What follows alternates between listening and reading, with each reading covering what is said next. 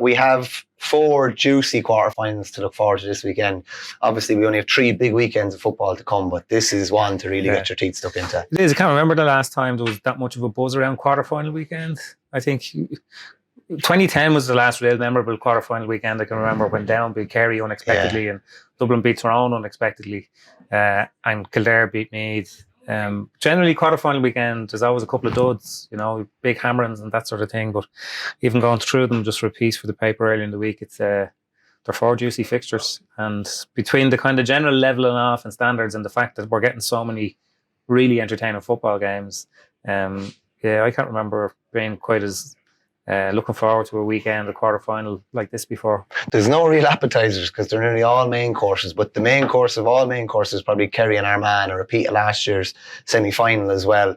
Kerry obviously stuttering a small bit. That result obviously against Meath kind of affected them, and they didn't get their 2 weeks break, and they're having to play a couple of weekends in a row now, and some injuries to high-profile players. Whereas Armagh has been going unbelievably well, and their graph has been trending higher and higher. Most of their big players are fit.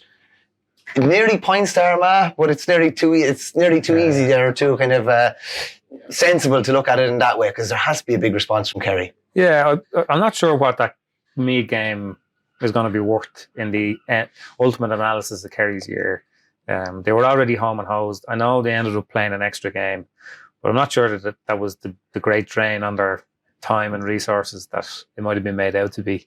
Last year they beat them, Armagh only beat them after extra time, and they held David Clifford to a point from play.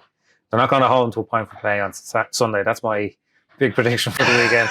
But Barry McCambridge marked him last year. Barry McCambridge seems to be injured, so it'll be interesting to see how they do. The rules have made it different for David Clifford. He does have more space now. He doesn't have to track back as much.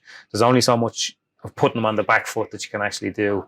So I mean, he was almost supernaturally good against Cavan the last day. Niall Carlin, who was marking him, was brilliant on Ryan O'Donoghue in Cavan's big win over Mayo. And, I mean, he just brushed them aside. So, I mean, he scored 2 hat-tricks this year. I can't ever remember that doing. So, I don't think it's fair on Armagh to boil it down to the Clifford equation if they hold them. If they don't, they might have enough firepower besides, but it is going to be seriously big factor,